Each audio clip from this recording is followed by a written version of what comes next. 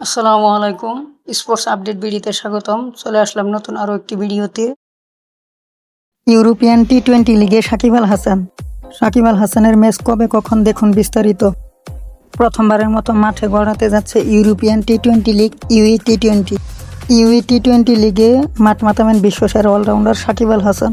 European টি-20 লিগে প্রথম আসরে অংশগ্রহণ করেছে মোট 5টি দল। দলগুলো হলো লিজ রেড লায়ন্স, গ্যান্টা গ্ল্যাডিয়েটর্স, এনকর্টস, জেবি ব্রুগেটস এবং অ্যাক্সেস ইউনাইটেড ব্রাসেল।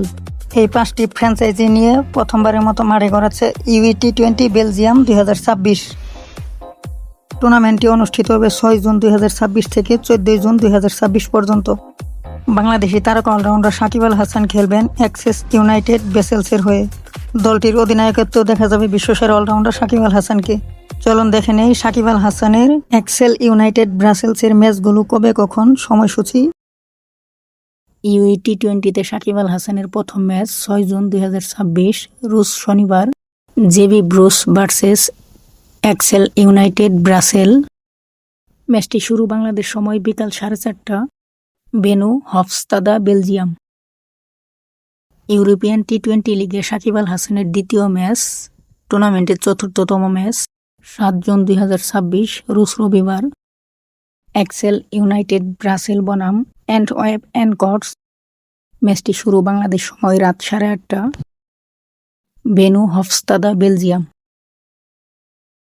ইউরোপিয়ান টি-20 লিগে সাকিব আল হাসানের তৃতীয় ম্যাচ, টুর্নামেন্টের সপ্তম ম্যাচ। ম্যাচটি অনুষ্ঠিত হবে 9 জুন 2026 রোজ মঙ্গলবার, অ্যাক্সেল ইউনাইটেড ব্রাসেলস বনাম লিজ রেড লায়ন্স।